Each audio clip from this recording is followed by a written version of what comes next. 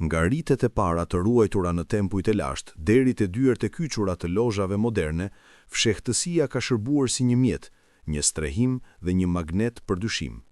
Ideja që të zgjedhurit e brendshëm ndajnë shenja, betim dhe mësime i jep grupeve të zakonshme një aur pushteti që shpesh te i kalon shtrirjen e tyre aktuale. Çdo epokë prodhon versionin e vet, qoftë një rreth filozofësh që ruajnë të vërteta të vështira, ose një vllazëri që premton ndihmë të ndërsjellë dhe avancim.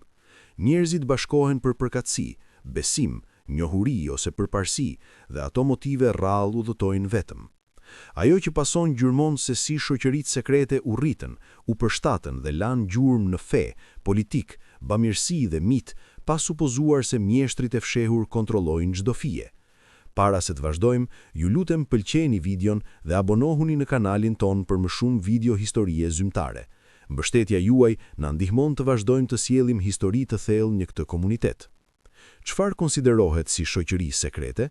Filloni me një përkufizim që është praktik sesa mistik. Një shoqëri sekrete është një grup selektiv që kërkon inicim, lidh antarët me betim dhe transmeton mësime ose privilegje përmes shenjave të kontrolluara, gradave ose narrativave që nuk janë të disponueshme për të gjithë. Disa nga këto grupe mbrojnë njohuritë e shenjta ose teknike, disa koordinojnë veprime që mund të tërheqin dënim dhe disa kultivojnë prestigj përmes ekskluzivitetit. Elementet përcaktuese janë qasje e kufizuar, hyrje rituale dhe sinjale të përbashkëta që lejojnë antarët të njohin njëri tjetrin përtej prezantimeve të zakonshme. Pa ato element, një rreth mund të jetë privat, por nuk është me të vërtet sekret në kuptimin historik. Shikoni nga afër rolin e ritualit, sepse ceremonia shndron një koleksion emrash në një trup me kujtesë. Inicimi nuk është thjesht një test, është një histori e jetuar përmes trupit që e bind iniciuesin se ata kanë kaluar një prag. Premtimet, shenjat, fjalkalimet dhe narrativat bëjnë punë të rëndë, duke e bërë grupin të ndihet i lashtë, edhe kur është i ri. Pasi një individ ka betuar dhe ka mësuar sinjalet e para, ata mund të besohen me udhëzime të mëtejshme dhe favore praktike.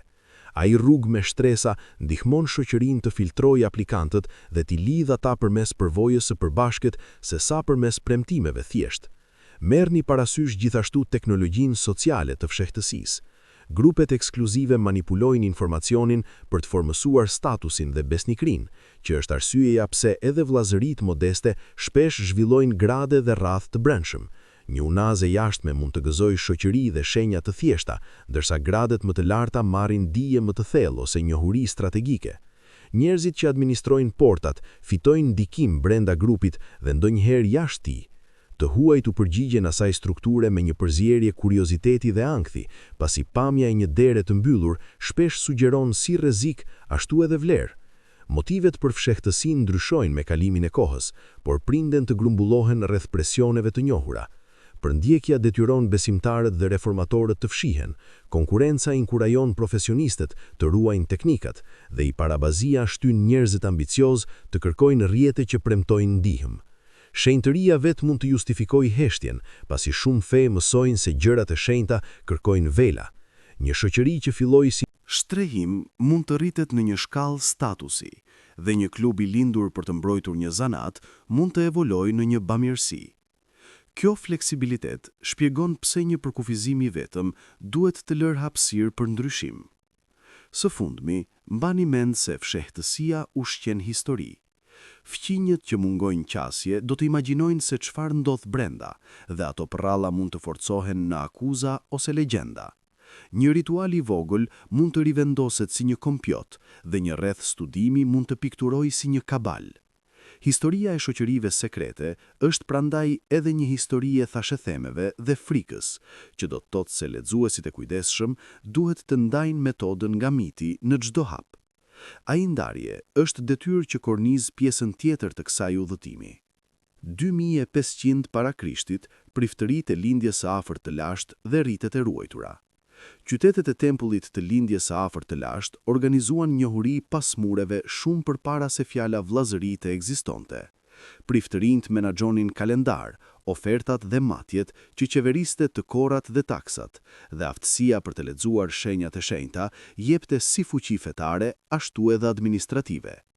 Qasja në dhomat e brendshme të një tempulli nënkuptonte qasje në detaje që formësonin jetën e një qyteti, nga datat e festave deri te shenjat. Njerëzit e zakonshëm pan procesionin e jashtëm dhe dëgjuan himne publike, por procedurat që mbajnë të kënaqur perëndit u zhvilluan larg shumicës së syve.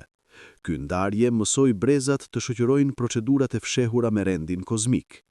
Ruajtja e njohurive rituale nuk ishte vetëm për misterin, ishte gjithashtu për stabilitetin. Nëse një priftëri pretendonte se një rit duhej të kryhej një sekuencë të caktuar me fjalë të sakta, atëherë vetëm të brendshëm të trajnuar mund të garantojnë suksesin.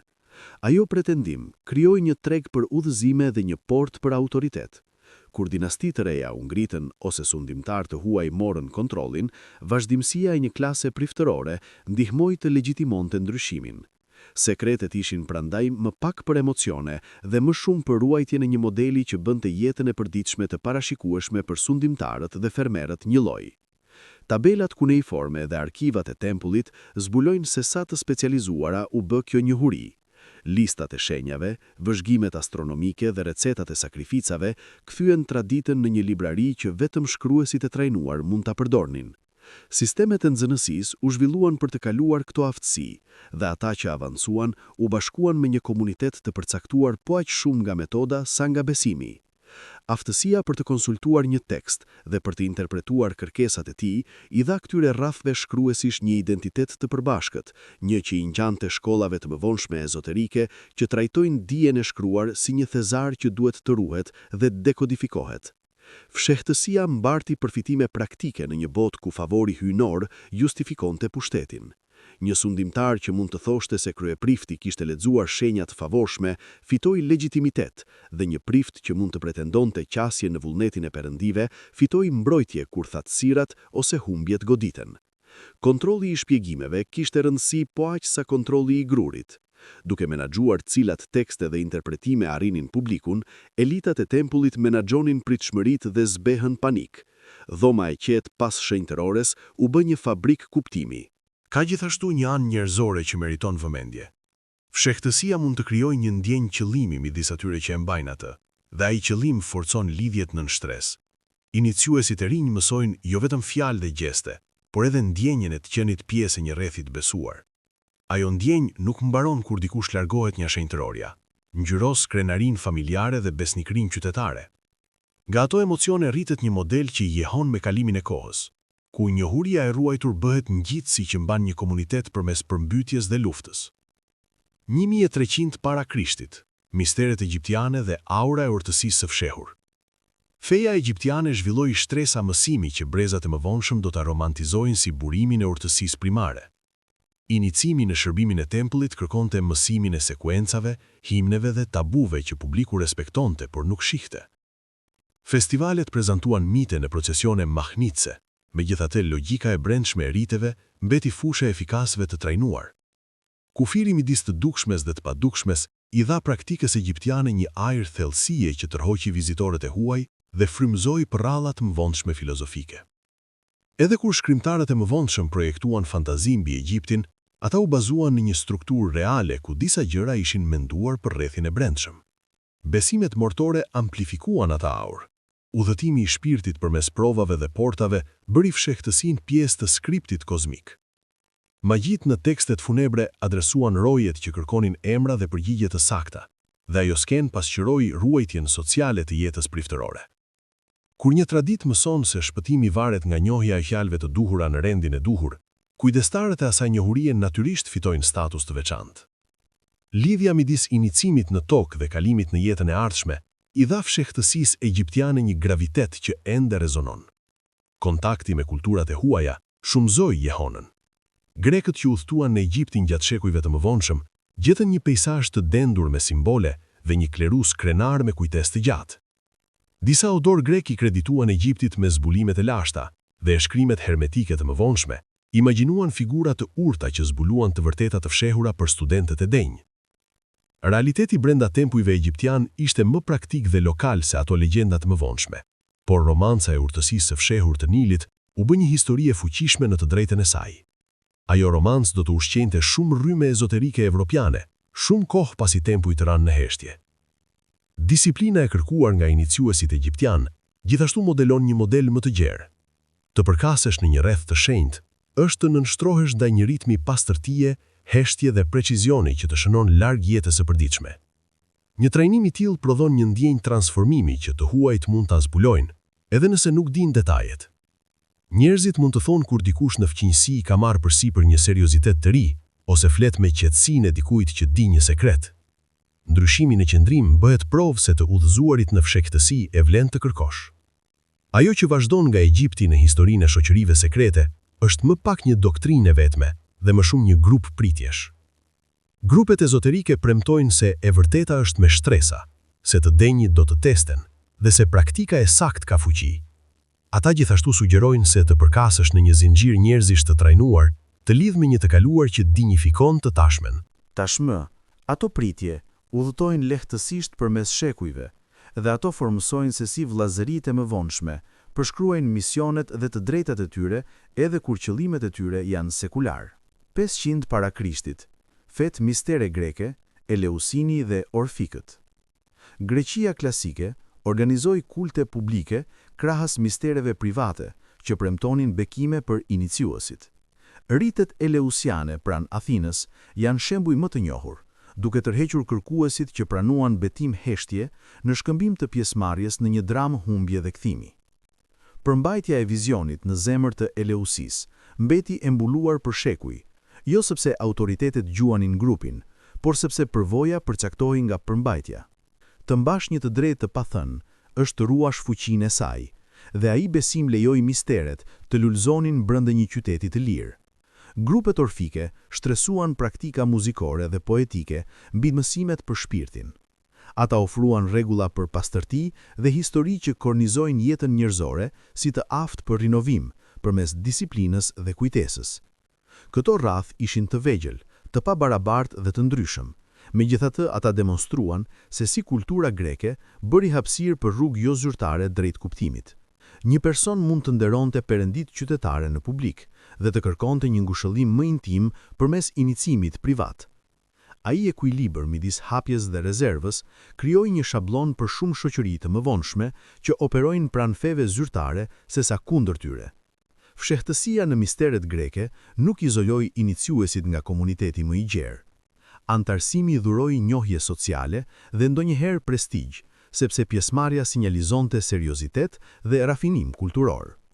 Figurat publike mund të merrnin pjesë pa skandal, dhe misteret vet ishin thurur në kalendar dhe plane udhëtimi. Ai integrim tregon se si fshehtësia mund të jetë e respektueshme kur i shërben një të mire më të lartë të njohur sesa subversionit. Në atë mjedis, betimi i heshtjes funksionoi më pak si një mur dhe më shumë si një vel që premtoi befasi plot respekt. Rasti grek thekson një mësim për njohurinë dhe ndjenjen. Iniciuesit nuk mblodhen fakte të rralla, aq sa morën një përvojë të kornizuar nga historia dhe simboli. Sekreti nuk ishte një listë, por një moment takimi që ndryshoi se si bota dukej më pas. Shumë shoqëri të mëvonshme do të pretendojnë se ritualet e tyre funksionojnë në të njëjtën mënyrë, duke ndryshuar perceptimin dhe duke forcuar guximin, pa pasur nevojë të zbulohet një libër i gjatë propozimesh të fshehura. Ai qasje e bën fshehtësinë më pak të brisht, sepse varet nga kujtesa dhe kuptimi, sesa nga një depo informacioni që mund të kopjohet. Kur bota klasike u kthye drejt filozofive dhe strukturave të reja perandorake, misteret u përshtatën ose zbehën, megjithatë metoda e tyre mbeti me ndikim. Një rreth i vogël, një betim heshtje, një premtim për fitimin në këtë jetë në tjetrën dhe një dije që thellohet me pjesëmarrje të përsëritur, të gjitha mbijetuan rënien e shteteve qytetare. Në atë qëndrueshmëri qëndron fuqia delikate e modelit grek, e cila provoi se të drejtat private mund të mbështesin virtyt publik, ndërsa plotësojnë urinë personale për thellësi. 530 para Krishtit, Pitagorianët si një vllazëri e disiplinuar. Ndjekësit e Pitagorës ndërtuan një komunitet që shkriu matematikën, etikën dhe inicimin në një mënyrë jete të veçantë. Ata që jetonin brenda rrethit morën përsipër rregulla dietike, pronë komunale dhe udhëzime të graduar që avancuan me shtim dhe bindje. Mësimi lidhte numrin me harmoninë dhe sugjeronte se struktura e kozmosit mund të formson karakterin, Antarët mësuan shenja dhe fraza që lejuan njohjen përmes rajoneve dhe brezave. Një shkollë u bë një vëllazëri dhe një vëllazëri u bë një model për grupet e mëvonshme që përzihen filozofinë me ritualin. Në zemër të praktikës pitagoreane qëndronte një trajnim në përmbajtje. Fillestarët vëzhguan një periudhë qetësie në të cilën ata dëgjuan më shumë se sa folën, dhe ajo qetësi veproi si provë dhe transformim. Duke mbajtur fjalën, aspiranti mësoi të vlerësonte rendin mbi impuls dhe të respektonte autoritetin e mësuesit. Pasi u pranua plotësisht, iniciuesi mund të merrte udhëzime më të avancuara për proporcionin, muzikën dhe përdorimin moral të njohurisë. Rruga mësoi se e vërteta ka peshë dhe se e drejta për të folur duhet të fitohet. Dinamikat sociale të shkollës ilustrojnë pse fshehtësia mund të përhap ndikim. Një pitagorean që udhëtoi mbajti me vete një mënyrë të njohur dhe një grup shenjash që hapnin dyer me ata që ndan trajnimin. Këto rrjete jo formale lejuan ide të lëvizin pa institucione formale dhe u dhan antarëve një ndjenjë mbrojtje. Disa komunitete u rryen këtë kohezion dhe akuzuan grupin për manipulim, ndërsa të tjerë respektuan rregullshmërinë dhe devotshmërinë e qytetarëve të saj. Në të dy rastet, reputacioni i shkollës jetoi më shumë se strukturat e saj formale.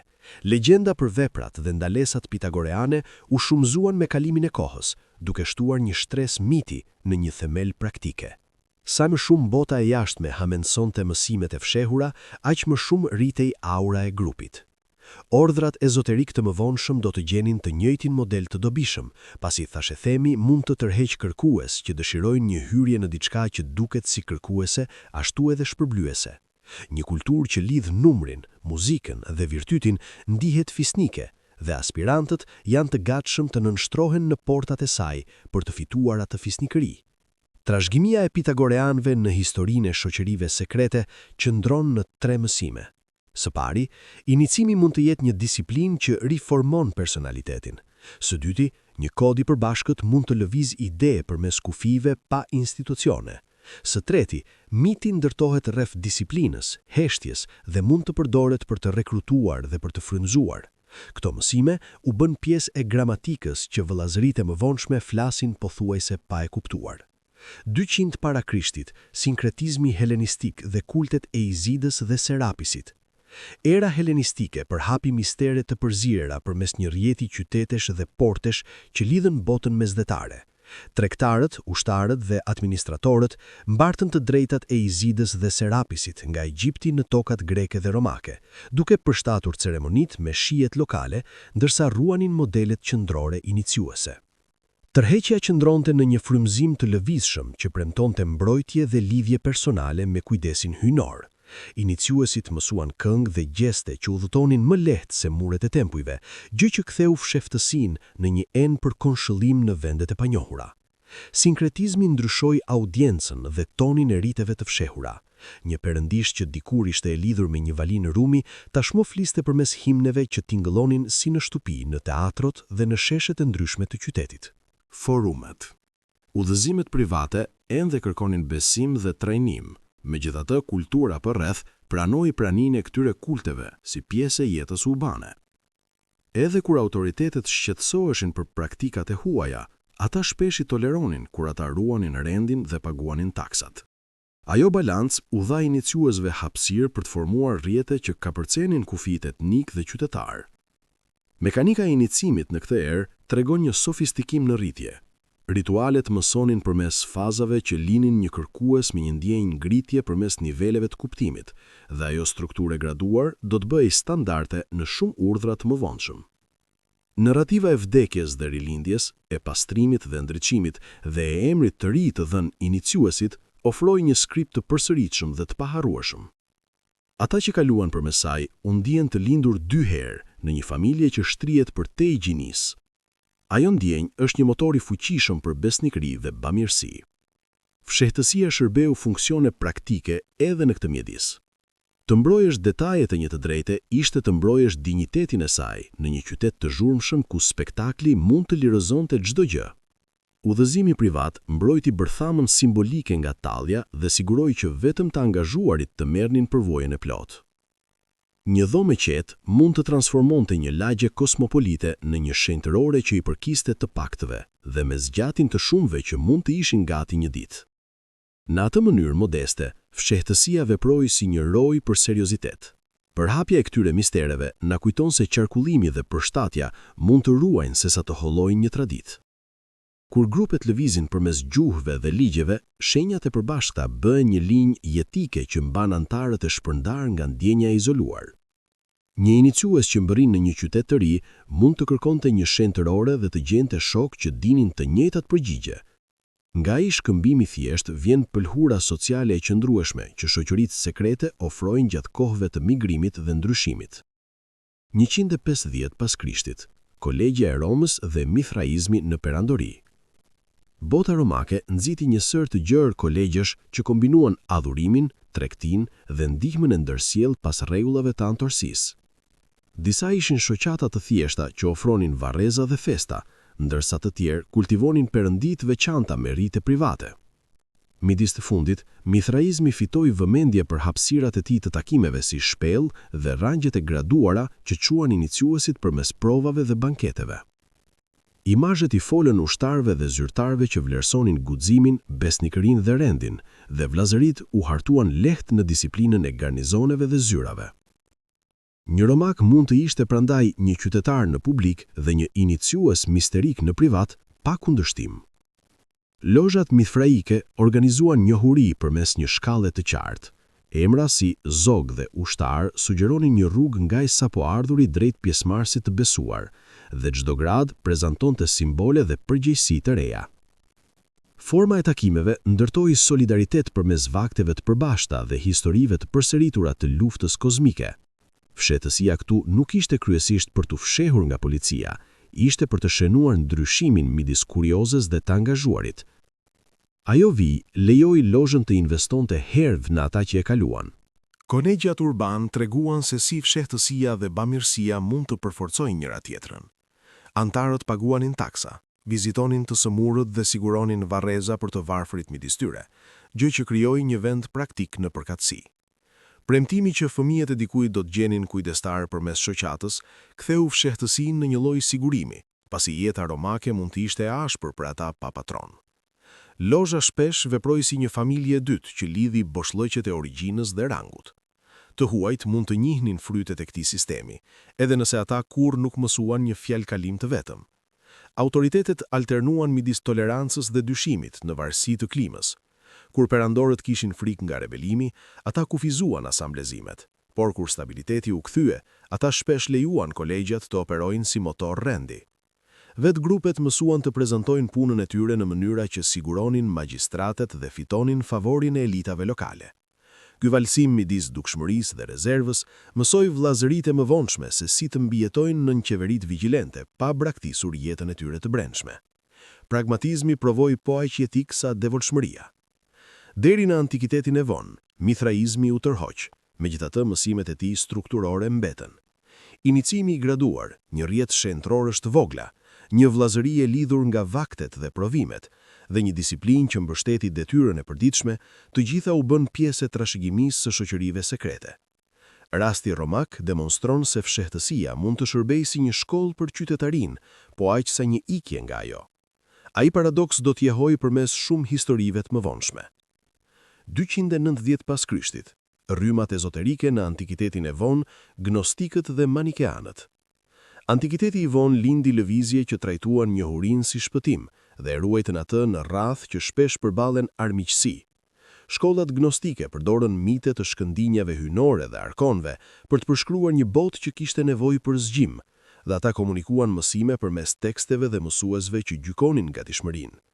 Manikeanët ndërtuan një mision global me rende të brendshme e të jashtme, që dallonin të zgjedhurit rigoroz nga dëgjuesit e angazhuar, dhe ata mbijetuan përmes fshehtësisë kur sundimtarët dënuan doktrinën e tyre. Në të dy rastet, menaxhimi i qasjes ishte çështje mbijetese, si dhe besnikërie ndaj një vizioni kërkues. Fshehtësia tekstuale mori një intensitet të ri në këtë erë. Kopjet punonin në privat, dhe rrotullat qarkullonin dorë për dorë sesa përmes bibliotekave publike, gjë që bëri vetë zotrimin një shenjë antarësie. Interpretimi i atyre shkrimeve kërkonte mentorizëm, kështu që kërkuesit u bashkuan me amvisa ose asamblie të vogla, ku pleqt ofronin udhëzim. Ky model mentorizmi mund të kthente një shtëpi në një mikromanastir, të mbrojtur nga muret e zakonshme dhe kujdesi atyre që jetonin brenda tyre. Një kulturë vigjilence u rrit rreth faqeve të çmuara. Përndekimi mbrehti strategjitë e fshehjes. Komunitetet zhvilluan fjalë kodi, kohë takimesh të sigurta dhe mënyra për të kaluar burimet pa tërhequr vëmendje. Antarët mësuan të paraqiten si subjekte besnike, ndërsa ruanin besimin e fundit për rrethin e brendshëm. Ajo jetë e dyfisht nuk ishte hipokrizi në sytë e tyre, ishte një adaptim.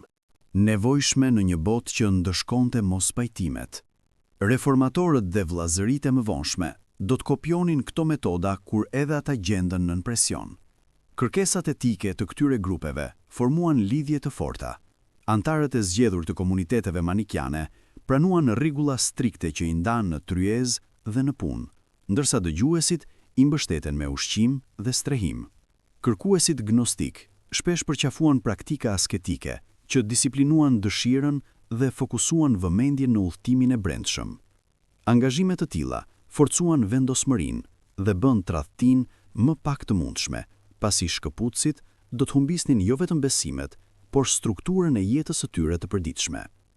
Në atë kuptim, fshehtësia mbrojti një mënyrë të qenit sesa një listë doktrinash.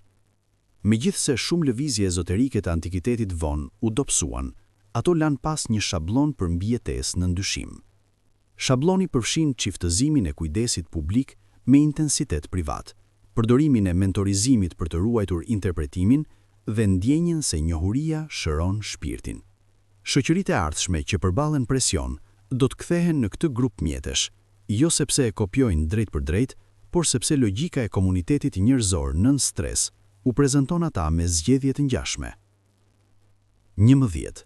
Rregullat monastike, konfraternitete laik dhe shoqata zanatesh mesjetare. Evropa mesjetare kultivoi forma shoqërimi që përdorën betime, grade dhe njohuri të ruajtura për të organizuar jetën dhe punën. Urdhrat monastik kodifikuan rregulla që kthyen shtëpitë në familje të disiplinuara, antarët e të cilave avancuan përmes fazave të premtimit dhe profesionit. Rreth tyre, konfraternitete laik mblodhin njerëz laik në grupe devotshmërie dhe bamirësie që u takuan në kapela dhe salla, shpesh me inicime të thjeshta dhe emblema dalluese. Në qytete dhe qytete, shoqata zanatesh ruajtën teknika dhe rregulluan hyrjen në një zanat përmes nxënësile, provave dhe betimeve. Asnjë prej këtyre organeve nuk synonte të ishte e fshehtë. Megjithatë, secili mbajti çështje të brendshme brenda rrethit. Shoqatat demonstrojnë se sa praktike mund të jetë fshehtësia. Mjeshtëria e një zanati kërkon vite trajnimi dhe vlera e asaj mjeshtërie varet nga rrallësia dhe cilësia. Duke kontrolluar se kush mund të quante veten mjeshtër, shoqata mbrojti si pagat, ashtu edhe standardet. Ritualet që shoqëronin hapin nga nxënës në kalimtar në mjeshtër shtuan dinjitet fakteve ekonomike dhe betimi për të mbajtur sekretet tregtare përzihen prenari profesionale me detyrë morale. Të huajt shpesh respektuan rezultatet, sepse një vulë e shoqatës premtonte besueshmëri. Konfraternitetet ofruan sigurim social dhe shoqërim shpirtëror për ata që nuk u thirrën në jetë monastike. Antarët paguanin taksa, procesionin në ditët e festave dhe kujdesen për njëri tjetrin në kohë sëmundje dhe vdekje. Përdorimi i stemave, flamujve dhe takimeve private i dha këtyre grupeve një ndjenjë identiteti që jetoi më shumë se jetët individuale. Fshehtësia në këtë kontekst nuk fshehte skandal, ajo ruajti intimitetin dhe mbrojti bisedat e brendshme që bën bamirësinë të mundshme. Komunitetet që besojnë njëra tjetrën flasin hapur për nevojat dhe biseda e hapur kërkon diskrecion. Manastiret përsosën angazhimin e graduar si një rrugë drejt stabilitetit. Një fillestar testoi jetën para betimeve dhe profesioni i plot transformoi emrin, orarin dhe marrëdhëniet e një personi. Edhe kur klaustrat pritën vizitor, ata mbajtën dhomën e kapitullit dhe refektoriumin të qeverisur nga zakonet që sinjalizuan përkatësinë. Rregullat mësuan se rendi është një arritje e përbashkët që nuk mund të shpjegohet të huajve në një pasdite. Vëllazëritë e mëvonshme do të imitojnë këtë disiplinë hap pas hapi, sepse ajo kthen entuziazmin e brisht në besnikëri të qëndrueshme. Këto forma mesjetare vendosën modele që mbijetojnë në shoqëritë moderne, si sekrete ashtu edhe të hapura. Një balancë fytyre publike dhe rendi privat, një shkallë pranimi që dinjifikon rritjen dhe një trup i ruajtur praktikeje ose peknikeje, të gjitha bëjnë grupet koherente. Mësimi është se shehtësia mund të jetë etike dhe orientuar drejt shërbimit, kur mbron një zanat, mbështet bamirësinë ose ankoron lutjen. Dyshimi rritet kur bilanci zhvendoset larg shërbimit, drejt përparësisë, dhe ai gjykim moral do të formsojë reputacione për shekuj. 1119 pas Krishtit, kalorësit templar, fama, rënja dhe lindja e një legjende. Kalorësit templar filluan si një kompani e vogël luftarësh që betuan të mbronin pelegrinët në tokën e shenjtë, dhe së shpejti u rritën në një institucion ndërrajonal, me shtëpi, ferma, anije dhe një krah bankar. Rregulla e tyre përzihej bindjen monastike me detyrën ushtarake, dhe disiplina e tyre i bëri ata si të dobishëm ashtu edhe të admiruar. Simbolet dhe shenjat ndihmuan templarët të njihnin njëri tjetrin përmes kufive dhe gjuhëve, ndërsa udhëheqja e centralizuar koordinoi burimet për fushata dhe fortifikime. Përzierja e betimit, vëllazërisë dhe logjistikës i dha urdhrit një profil unik në shoqërinë mesjetare. Aftësia financiare rriti ndikimin e tyre në mënyra që shkuan përtej fushës së betejës. Urdhri pranoi depozita, transferoi fonde përmes distancave të gjata dhe lëshoi letra që e bën udhëtimin më të sigurt për tregtarët dhe fisnikët. Ato shërbime thjeshtëzuan administratën për mbretërit dhe papët dhe lidhen shtëpitë lokale me një rrjet të gjerë që mund të mobilizonte para si dhe njerëz. Reputacioni për ndershmëri dhe efikasitet solli dhurata toke dhe përjashtime që i bën templarët si të pasur ashtu edhe të urryer.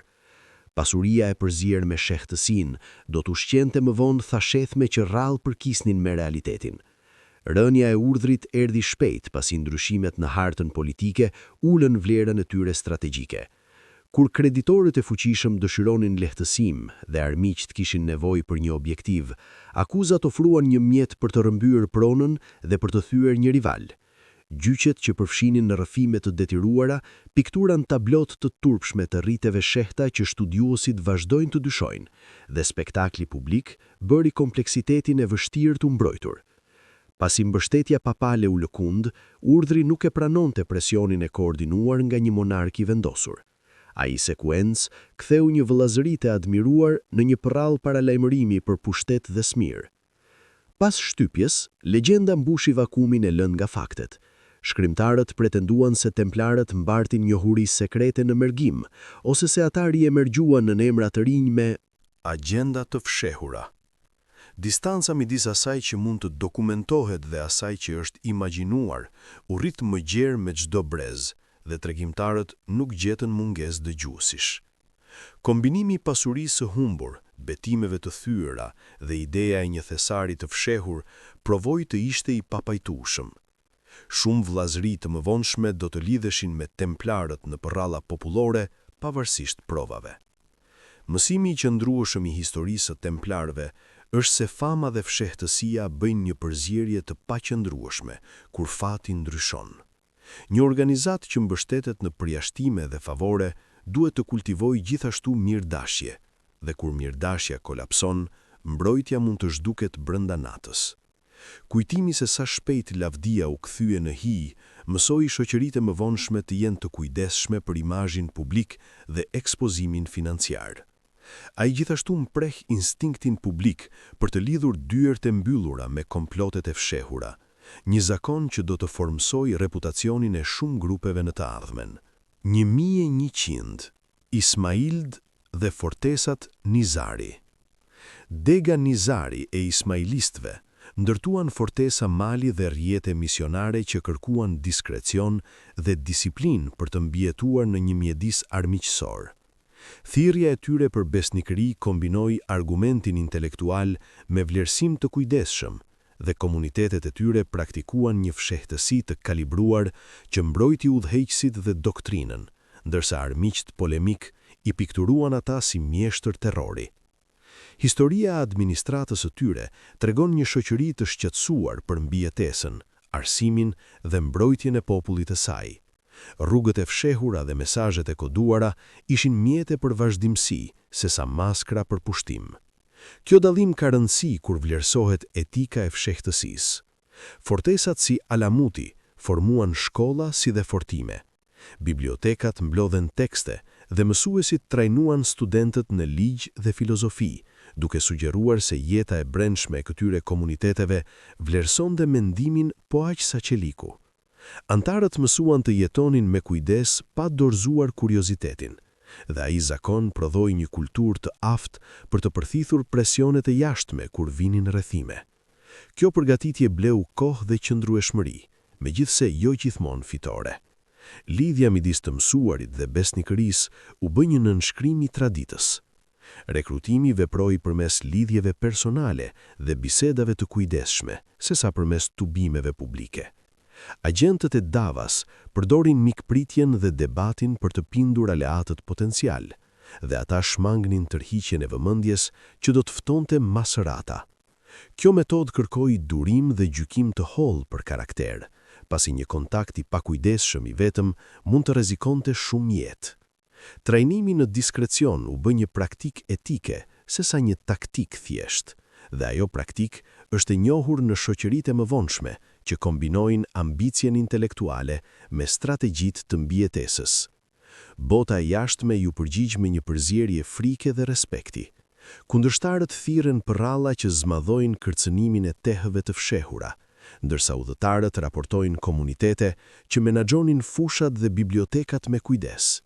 Të dy imazhet përmbajnë copa të vërtete, filtruara përmes anktheve të një epoke të vunshme. Boshllëku midis polemikës dhe jetës së përditshme në këto enklave tregon se si fshehtësia mund të lexohet si kërcënim nga ata që ndihen të kërcënuar dhe disiplinë e kujdesshme nga ata që jetojnë brenda mureve. Gjykimi historik kërkon lexim të ngadalt, sesa thashetheme të shpejta. Në këndvështrimin e gjatë, përvoja izraelite shton një kapitull për pakicat që mbrojnë identitetin përmes qasjes me shtresat e udhëheqësit, tekstet dhe vendet. Ai shtresëzim lejon një popull të vogël të durojë shtuhit që përndryshe do t'i shpërndan.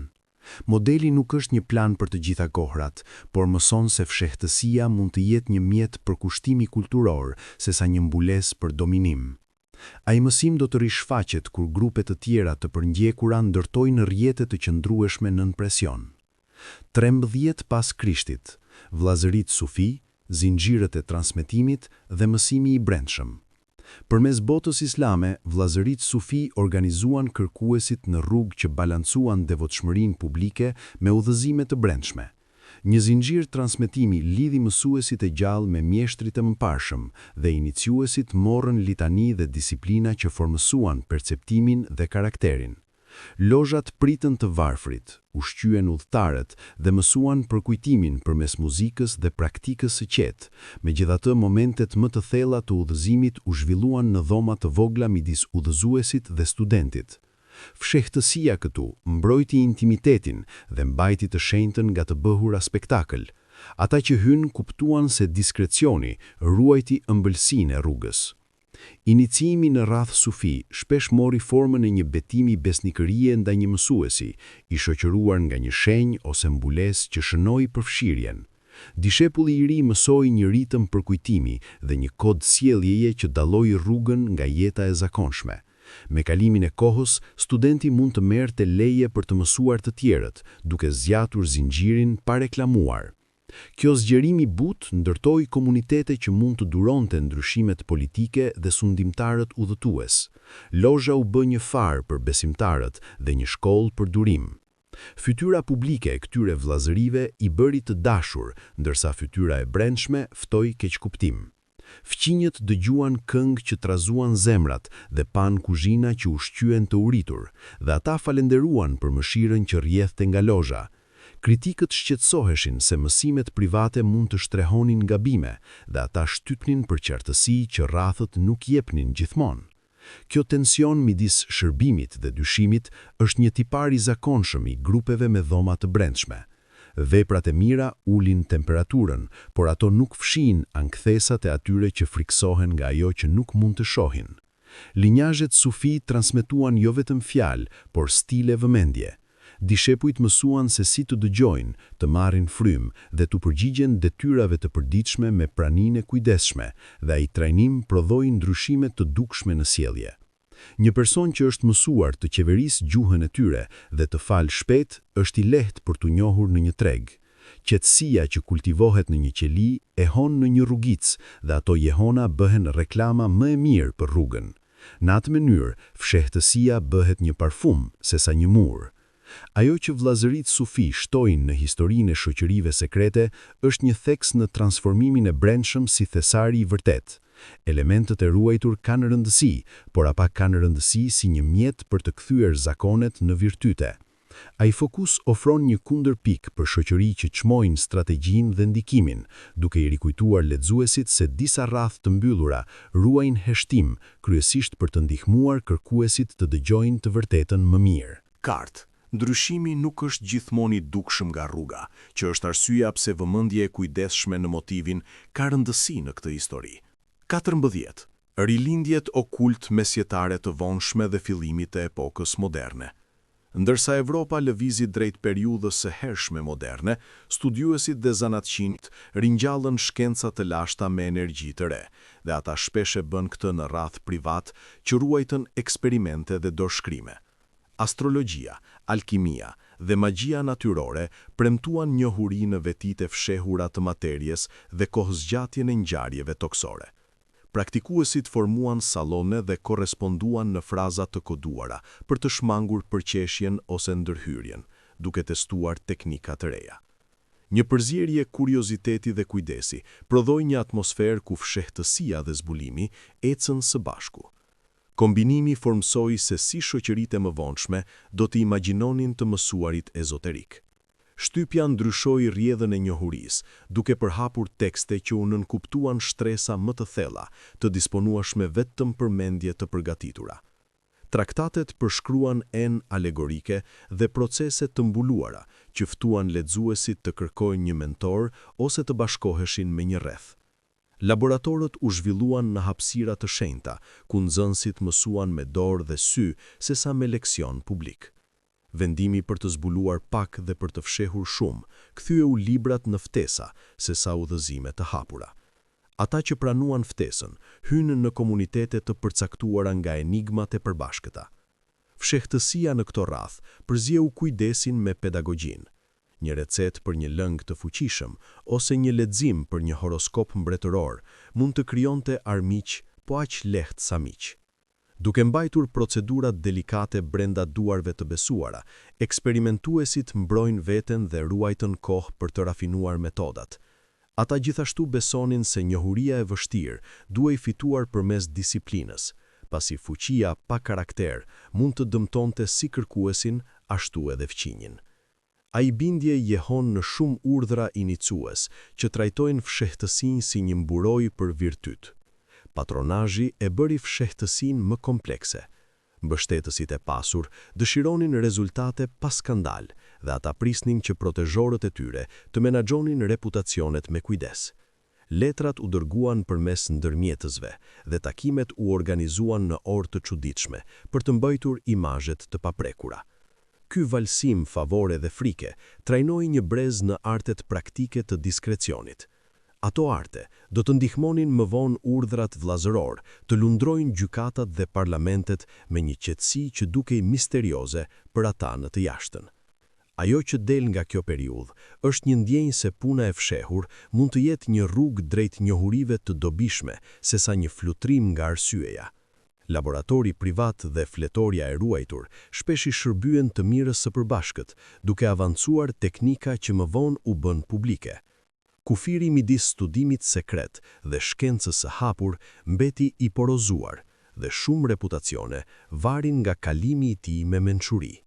17 pas Krishtit, manifesto të Rosicrucian dhe ideja e një vllazërie të fshehur. Në fillim të shekullit të 17, pamflete shfaqen në tokat gjermane duke shpallur ekzistencën e një vllazërie të përkushtuar ndaj reformës universale dhe urtësisë sekrete. Manifestot treguan një histori për një themelues dhe një shtëpi të mbushur me thesare simbolike, duke ftuar lexuesit të kërkojnë antarësim dhe të përgatiten për një epokë të re të mësuarit dhe të devotshmërisë. Studiuesit ende debatojnë nëse një organ i organizuar qëndronte pas teksteve, ose nëse manifestot shërbyen si një provokacion për të imagjinuar mënyra më të mira jetese dhe pune. Sido që t'jetë, ideja e një vllazërie të fshehur kapi imagjinatat përmes Evropës. Përgjigja ndaj këtyre shkrimeve krijoi komunitete, edhe nëse asnjë urdhër i vetëm nuk ekzistonte në fillim. Lexuesit shkëmbyen letra, formuan rrath dhe shkruan komente që trajtuan manifestot si një hartë për një jetë disipline, studimi dhe bamirësie.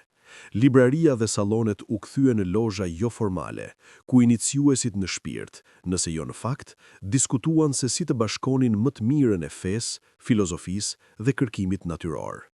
Në këtë mënyrë, një fiksion nxiti realitete që zgjatën për breza. Vijat midis mitit dhe lëvizjes u errësuan me pëlqim. Retorika e manifestove formësoi shoqëritë e mëvonshme në mënyra të thella. Ata propozuan se urtësia e vërtetë është e lashtë, megjithatë gjithmonë e re, se kërkon për ulësi dhe shërbim, dhe se mund të organizohet përmes lidhjeve miqësore sesa përmes detyrimit. Simbolet dhe alegorit bën punën e inicimit për ata që lexuan me vëmendje. Ata që dështuan të shohin shenjat, përjashtuan veten pa pasur nevojë për rroje në një derë. Kjo përfshirje ekskluzive u bë një shenjë dalluese e shumë rrymave ezoterike. Kritikët akuzuan lëvizjen për mashtrim, ndërsa mbrojtësit argumentuan se velat mbrojnë të pjekurit nga keqpërdorimi i barnave të forta.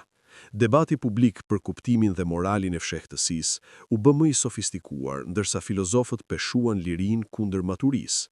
Qeveritë vëzhguan nga afër, por shpesh gjetën pak për të ndëshkuar, sepse tubimet predikuan reformë përmes virtytit sesa rebelim përmes forcës. Biseda se sa fshehtë mund të jetë një shoqëri në një botë të lirë, fitoi konture më të mpreshta.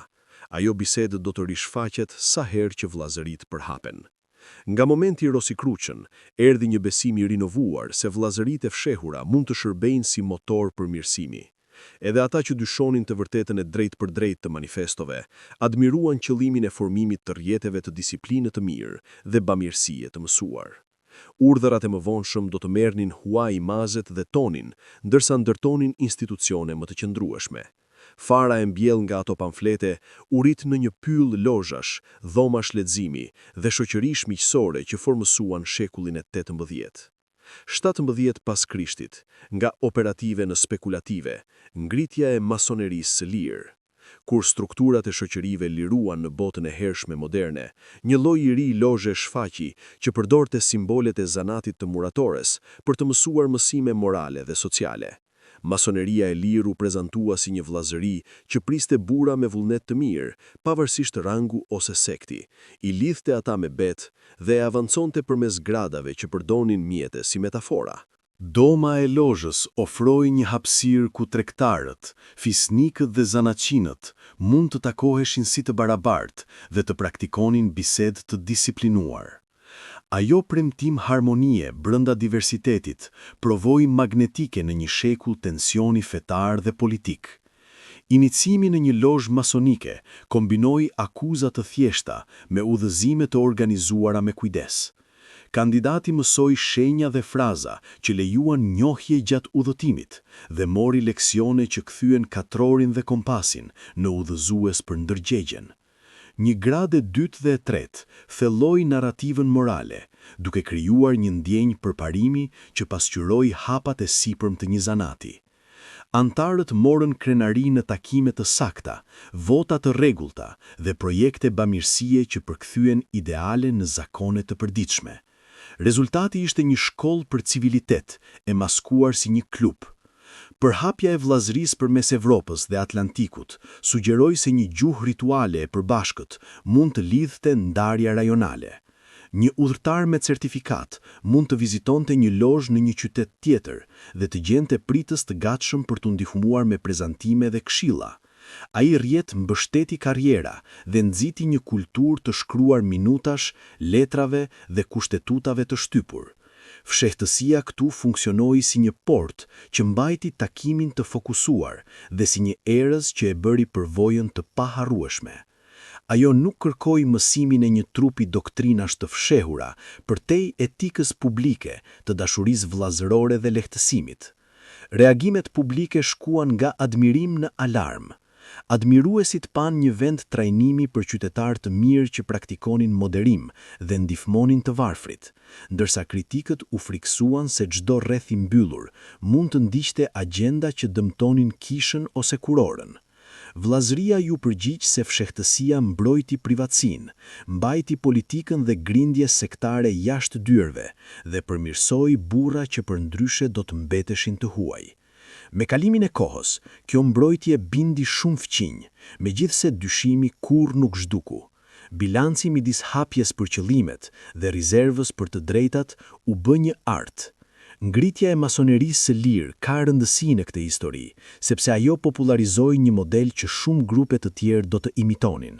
Një shkallë e qartë gradash, një ideal vllazërie universale dhe një ritëm bamirësie dhe shoqërie krijuan një model të qëndrueshëm për shoqërinë vullnetar.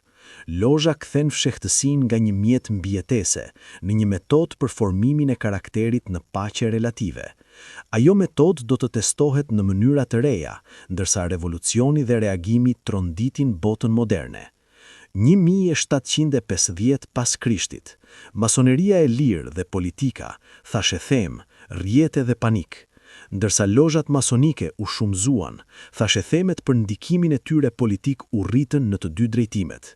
Disa vëzhgues i kredituan lozhat me avancimin e reformës, për hapur praktika debatit rregullt dhe njohje të bazuar në merit, ndërsa të tjerë i akuzuan për komplotim për të rrëzuar fuqitë e vendosura. E vërteta ndryshoi sipas vendit dhe stinës, por imazhi i burrave që takoheshin përmes renditjeve shqetësoi autoritetet që u friksuan nga e paparashikueshmja. Një shoqëri që krenohet për shmangjen e grindjeve partjake, ende mund të prodhonte miqësi që kishin rëndësi në jetën publike. Ai fakt e bëri privatësinë kontroversiale. Revolucionet dhe reformat krijuan momente kur retorika masonike e lirisë dhe tolerancës tingëllonte atraktive dhe burra ambicioz mbajtëm zakone lozhe në asamble dhe klube. Armiqt vunë re mbi vendosjen dhe konkluduan se lozha shkaktoi politikën sesa përgatiti. Mendje për punë qytetare më në përgjithësi. Në kohë dhe rajone të tjera, e njëjta vllazëri i prodhoi lojaliste që mbrojnë monarkitë me fuqi të barabartë.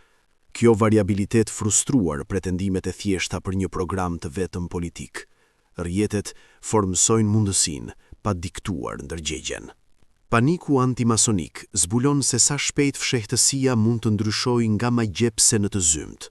Kur një rast sensacional vuri një njeri të zhdukur në qendër të frikës publike në Shtetet e Bashkuara të hershme, gazeta dhe pulpitet kthyen ritualet private në një kërcënim për Republikën. Partitë politike u formuan rreth opozitës ndaj lozhës dhe legjislaturat flirtuan me kufizime. Vllazëria mbijetoi duke theksuar bamirësinë, transparencën për qëllimet dhe zakonin e shumicës së takimeve. Ajo strategji punoi ngadalë, por punoi mjaftueshëm mirë për të restauruar një mas besimi. Shtetet dhe kishat lëshuan ndalime që ndryshuan në ashpërsi, gjë që detyroi lozhat të mësonin artet e përputhjes dhe diskrecionit. Disa mbyllën, disa vazhduan në heshtje dhe disa negociuan kompromise që kufizuan aktivitetet.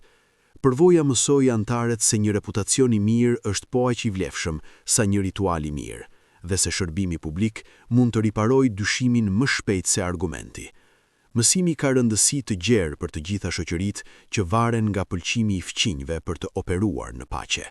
Besimi është një punë e përditshme, jo një dhuratë një herë. Deri në fund të shekullit të 18, lozhat masonike kishin bërë një tipar normal të shoqërisë civile në shumë rajone, ndërsa mbeteshin kontroversiale në të tjera. Trashëgimia politike e vllazërisë lexohet më mirë si një grup zakonesh sesa si një program i fshehur. Zakonet e takimit të rregullt, ndihmës vllazërore, të folurit me respekt dhe bamirësisë së rregullt depërtuan në përhyrën gjyqëtare. Dyshimi që u ngjit nas fshehtësia kur nuk zhduku, por e mira që komunitetet panë në veprim shpesh jetoi më gjatë se frika që thashefemet letre u përpoqën të përhapnin. 1776 pas Krishtit, Iluminati bavareze, origjina, qëllimet dhe shtypja. Në qerekun e fundit të shekullit të 18, një profesor i ligji themeloi një shoqëri të përkushtuar ndaj përmirësimit moral dhe reformës politike përmes një sistemi qelizash dhe udhëzimesh të graduara. Iluminati bavareze rekrutuan burra të rinj ambicioz, shumë prej tyre tashmë aktiv në lozha, dhe premtuan një rrugë drejt arsyes dhe virtytit që do të ngrinte shoqërinë nga bestytnia dhe tirania. Antarët adoptuan pseudonime, studiuan tekste zgjedhura me kujdes dhe punuan për të ndikuar rreth opinioni, sesa për të rrëmbyer pushtetin me forcë. Fshehtësia këtu ishte strategjike dhe pedagogjike, e dizenjuar për të mbrojtur një rrjet dhe për të trajnuar vullnetin. Struktura e Iluminati mori huan nga modelet e vjetra, ndërsa shtoi rinoci. Grupet e vogla dinin vetëm disa kontakte, që kufizoi dëmin nëse shfaqi një informator, dhe mbikëqyrësit mblodhën në raporte për të drejtuar të tërën pa u takuar me të gjithë njëherësh. Gradët ofruan një ndjenjë përparimi dhe u dhan ledhisusve mjete për të testuar lojalitetin. Kurrikula kombinoi ese morale me këshilla praktike për bisedë dhe bindjen, që e bëri shoqërinë po aq shumë një shkollë karakteri sa një klub. Shumë që u bashkuan, gëzuan shoqërinë edhe më shumë se leksionet. Autoritetet reaguan me alarm, pasi shkalla e organizatës u bë më e qartë përmes dokumentave të sekuestruara dhe rrëfimeve. Urdhra ndaluan shoqëritë sekrete në përgjithësi dhe Iluminati në veçanti, dhe rrjeti u zbërthye nën prision. Pamfletierët më pas morën fragmente të së vërtetës dhe i zgjeruan ato në pretendime të gjërë, se shoqëria kishte inxhinieruar revolucione dhe kontrolluar shtete. Boshllëku midis asaj që dokumentet tregojnë dhe asaj që thashetheme pretendojnë mbetet i gjerë, dhe historianët e kujdesshëm përpiqen të mbajnë ato vija të pandërlikuara. Sensacionalizmi provoi më i qëndrueshëm se provat. Legjenda e Iluminati u rrit pikërisht sepse realiteti mbaroi shpejt. Një eksperiment i shkurtër për reformë morale u kthye në një simbol komploti që drejtonte botën në imagjinatën popullore. Romanxhierët dhe polemikuesit e gjetën emrin shumë të dobishëm për ta braktisur, dhe publiku mësoi të shoqërojë çdo tubim elite me atë etiketë. Ky shkurtim gjuhësor erson ndryshimet midis bamirësive, klubeve dhe komploteve aktuale. Megjithatë, miti vazhdon, sepse përgjigjet nevojave psikologjike për shpjegime të thjeshta. Ajo që episodi mëson është se fshehtësia plus ambicie gjithmonë do të ftojë projekcion. Grupet që kërkojnë të formsojnë kulturën duhet të presin kontroll dhe duhet të planifikojnë për auditime të drejta të pretendimeve të tyre. Transparenca për qëllimet dhe përulësia për metodat ndihmojnë, megjithse ato nuk heshtin çdo kritik. Në këtë rast, distanca midis qëllimit dhe legjendës është një paralajmërim për fuqinë e emrave për të kaluar faktet. Lexuesit që duan histori mund të gëzojnë dramën duke refuzuar të mashtrohen nga hijet e saj. 1799 pas Krishtit, reagimet katolike, protestante dhe shtetërore. Reagimet ndaj shoqërive sekrete u fortifikuan ndërsa udhëheqësit e kishave dhe zyrtarët peshuan rreziqet e betimeve private dhe ritualeve të mbyllura gjatë një epoke të trazuar. Disa autoritete katolike lëshuan dënime që paralajmëruan besimtarët kundër vllazërive që kërkonin betim jashtë jetës sakramentale, dhe ministritë e policisë në disa mbretëri mbajnë dosje për logxhat dhe rrathët për të vëzhguar rebelim. Zërat protestant u ndan, me disa pastorë që argumentuan se fshehtësia minoi qartësinë e jetës kongregacionale, ndërsa të tjerë u bashkuan me shoqëri miqësore si mjete për përmirësim moral dhe ndihmë të ndërsjellët. Debati nuk lëvizi në një vit të vetme, ai u ngrit dhe rra me frikë lokale dhe karakterin e grupeve specifike. Besimi publik u bë monedha vendimtare e mbijetesës. Brenda botës katolike, shqetësimet më të forta u fokusuan në autoritet dhe disiplinë, pasi betimet ndaj një logje mund të duken se konkurojnë me bindjen në kishë dhe kuror. I peshqvit pyeten se ceremonitë private mësonin ide që ngatronin besimtarët e thjeshtë, apo inkurajonin indiferencë ndaj doktrinës, dhe sunduesit pyeten se takimet e mbyllura ofronin mbulim për diskutime politike që duhet të mbeteshin në dritën e ditës. Ato pyetje prodhuan ndalime dhe dënime në disa rajone, ndërsa në të tjera një akomodim më i qetë mori formë rreth loxhave që theksonin bamirësinë dhe civilitetin. Ku miqësitë midis Klerit dhe antarëve ishin të forta, dyshimet u zbehen, dhe ku marrëdhëniet ishin të brishta, dekretet kafshuan fort. Rezultatet varen nga durimet po aq shumë sa nga politika. Tokat protestante prodhuan një peizazh më të larmishëm sepse disiplina mbështetej më drejt për drejt në kongregata dhe autoritete qytetare se sa në një hierarki të vetme. Disa pastorë shërbyen si kaplan në lozha dhe lavdëruan mënyrën se si bisedat e përmbajtshmërisë dhe fondet e lehtësimit mbështetën familjet punëtore, ndërsa të tjerë predikuan se çdo betim i marrë jashtë kishës ftonte nga tres. Këshillat e qyteteve shqetësoheshin më shumë për trazira se për ritual, kështu që vllazërit që mbajnë politikën jashtë dyerve të tyre shpesh fituan leje për t'u takuar. Çelësi ishte të tregosh se fshehtësia mbrojti privatësinë se sa pushtetin. Grupet që dështuan atë provë ftuan stuhit që zgjatën për vite. Shtetet mësuan të trajtonin shoqëritë sekrete si një problem menaxhimi, sesa një çështje morale e pastër. Ministritë e policisë eksperimentuan me regjistrim, me informator dhe me ndjekje përgjithshëm për të mbajtur një kontroll mbi tubimet që mund të prinen drejt agjitimit. Qëllimi nuk ishte gjithmonë të shtyp çdo takim, sepse zyrtarët panë se si shoqëritë miqësore ulën varfërinë dhe qetësuan konfliktin, por për të siguruar që asnjë rreth nuk mund të bëhej një qeveri rivale. Ky mendësi administrative ktheu fshehtësinë nga një skandal teologjik në një kategori burokratike. Ai ndryshim ndryshoi tonin e të gjithë bisedës. Skandalet publike mund të rivendosnin orën brenda natës. Një zhdukje sensacionale ose një dramë gjyqësore që paraqiste shenja lozhe mund të kthente fqinjet me kritik që kërkonin veprim edhe nëse faktet ishin të paqarta. Gazetat amplifikuan frikë dhe shitën kopje duke nënkuptuar se dyert e mbyllura fshehnin krime që policimi i zakonshëm nuk mund të arrinte. Vllazëriti u përgjigjen duke botuar kushtetuta, duke mbajtur parada bamirësie dhe duke ftuar qytetarë të respektuar në pjesë të hapura të ceremonive për të provuar pafajësinë e tyre. Shtytja dhe tërheqja midis thashtemeve dhe sigurisë u bë një ritëm përcaktues i epokës. Intelektualët shtuan një shtresë tjetër duke argumentuar për rolin e shoqëratave vullnetare në shoqëritë lira. Disa filozofë mbrojnë të drejtën për t'u takuar në privatësi si pjesë e lirisë civile, me kusht që grupet t'u bindeshin ligjeve dhe të kontribonin në të mirën e përbashkët, ndërsa të tjerë paralajmëruan se betimet private korrodonin besimin publik. Këto argumente formsuan vendime gjyqësore dhe ndikuan ligjvendësit që duhej të vendosnin nëse të rregullojnë, të tolerojnë ose të ndalojnë. Vendimet më të qëndrueshme nuk ishin të përsosura, ato ishin praktike dhe ato mbështeten në mirëdashje të qëndrueshme nga të dyja anët. Ku ajo mirëdashje mbajti, fshehtësia dhe qytetaria mësuan të jetojnë së bashku. Mësimi i qëndrueshëm nga këto reagime nuk është një vendim i vetëm, por një metodë. Sepse kishat dhe shtetet gjykojnë grupet sipas zgjedhjes, sipas përfitimit publik dhe sipas gatishmërisë së tyre të pranojnë mbikëqyrje, shoqëritë që përqafuan bamirësinë dhe shmangën faksion oftuan hapësirë për të marrë frymë, ndërsa ato që flirtuan me intrigën tërhoqën zjarr që nuk mund ta përballonin.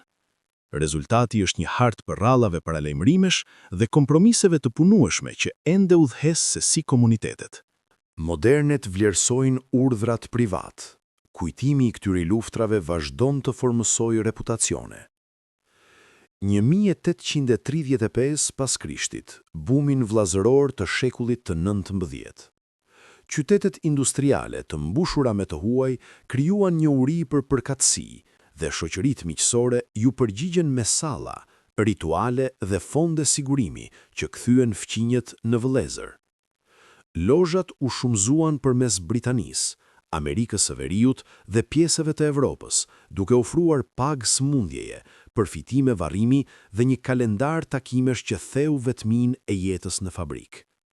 Ceremonit ishin mjaft të holluara për të ndjerë kuptim plot, megjithatë mjaft të thjeshta për të mësuar shpejt, dhe gradët u dhan antarëve një ndjenjë përparimi që balancoi rrëmjen e punës së përditshme. Premtimi nuk ishte shpëtim nga bota, ishte qëndrueshmëri brenda saj. Miliona e gjetën ofertën bindëse. Ndihma e ndërsjell u ul në qendër të këtij bumi, pasi lozhat mblodhen taksa të vogla në rezerva të mëdha që mund të shpëtonin një familje kur sëmundje goditi ose një ushqyes vdiq. Thesaret mbanin libra të kujdesshëm, komitete vizituese kontrollonin të sëmurët dhe kujdestar organizonin vakte që pritën të sapoardhurit. Ritualet mbështollen këtë punë praktike në dramë që dinjifikoi kujdesin e zakonshëm me një ndjenjë misioni.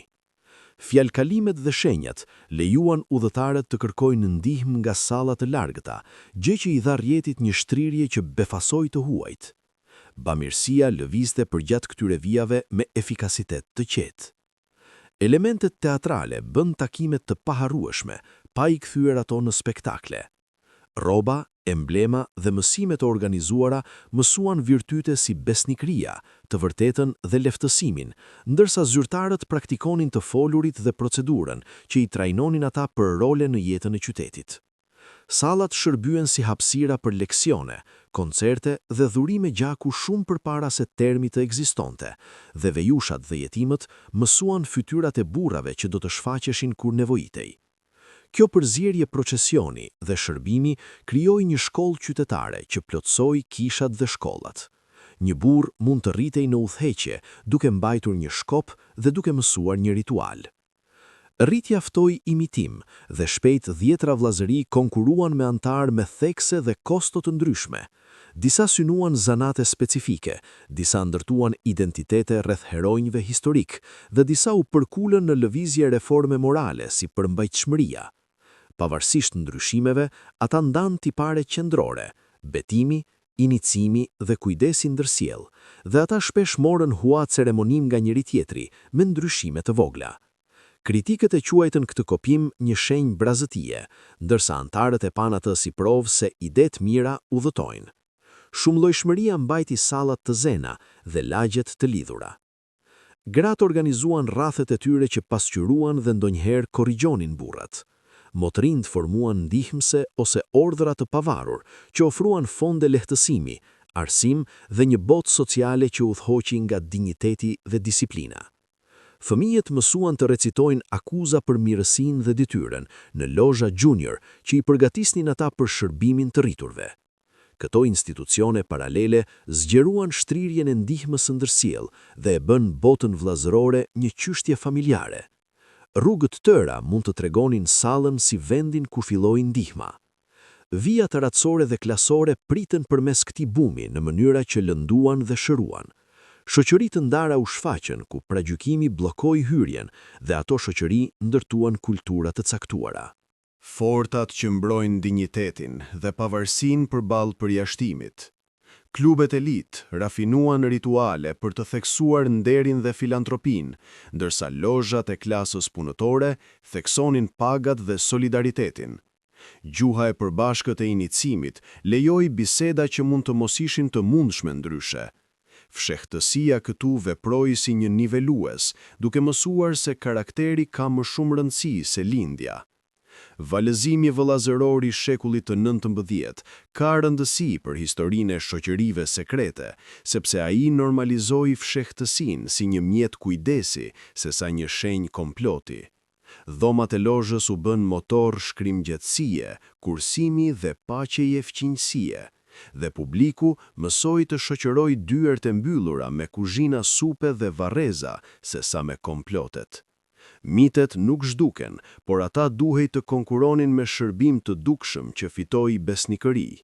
Ai ndryshim në reputacion vendosi skenën për eksperimente të reja në ritual dhe kuptim në fund të shekullit. 1848 pas Krishtit, vëllazëritë revolucionare dhe krijimi i kombeve. Përmes Evropës dhe pjesëve të Mesdheut, qelizët klandestine mblodhen ëndërrimtar që besonin se një komb mund të lindte përmes betimit dhe guximit, kur parlamentet dështuan. Dhoma të vogla pritën burra që memorizuan shenja, mësuan fjalkalime dhe pranuan disiplinë strikte, në mënyrë që arrestimet të mos mund të thyen zinxhirin e komandës. Këto vëllazëri rekrutuan student, zanatçinj dhe ushtar që dëshironin pavarësi ose qeveri kushtetuese dhe që besonin se fshehtësia ofroi rrugën e vetme të sigurt drejt koordinimit. Humori përzieu idealizëm me rrezik. Këngët e mësuara në përshpëritje u bën bandiera në rrugë kur mbërriti momenti. Rjeti sekreti i Italisë furnizoi një shembull të gjallë se si rrathët e lidhura me betim mund të përgatisnin mendje për një lëvizje më të gjerë. Qelizat u takuan në shtëpi dhe punëtori, lexuan pamflete kontrabande dhe praktikuan metoda për komunikim të heshtur që do të mbanin mesazhe përmes provincave. Komplotet u zbuluan, udhëheqësit u burgosën dhe përpjekjet dështuan shpesh. Megjithatë, zhurma e qëndrueshme e organizimit mbajti shpresën gjallë midis ngritjeve të hapura. Ideja se të paktët e disiplinuar mund të ndezin guximin e shumëve justifikoi durim. Çdo përpjekje e dështuar mësoi zanate më të mirë për stinën e ardhshme. Logjikat të ngjashme zunë rrënjë në toka të tjera, ku patriotët e arsimuar përballën censur dhe mërgim. Shoqëritë e mërgjimtarëve jashtë shërbyen si nyje, ku emisarët shkëmbyen lajme dhe kërkuan fonde, ndërsa simpatizantët në shtëpi strehuan kurierët dhe fshehën shtyp. Një gjuhë vëllazërie lidhi ndarja klasore, duke premtuar nder për çdo që rrezikonte sigurinë për kauzën. Kritikët i quajtën këto rrjete lojrat e romantikëve. Megjithatë, qëndrueshmëria e qelizave nënkuptonte se kur klim politike ndryshoi, udhëheqësit dhe planet tashmë ekzistonin. Fshehtësia ruajti zjarin derisa një erë u ngrit. Teknikat e fshehjes u bën më të rafinuara, ndërsa policia u bë më e zotë. Pseudonimet zëvendësuan në nënshkrimet, vendet e takimeve rrotulloheshin dhe fjalkalimet ndryshonin me hënën për të qëndruar përpara informatorëve. Organizatorët më të mirë mësuan të ndajnë miqësinë sociale nga nevoja operative, në mënyrë që tradhëtia të mos mund të zbërthejë një distrikt të tërë. Trajnimi mori hua nga arti i vjetër i lozhave, por zhvesh elementet e shëndrëme që mund të tërhiqnin vëmendje. Një etikë e rrept detyre zëvendësoi procesionin. Shumë rekrut u plakën shpejt në atë presion.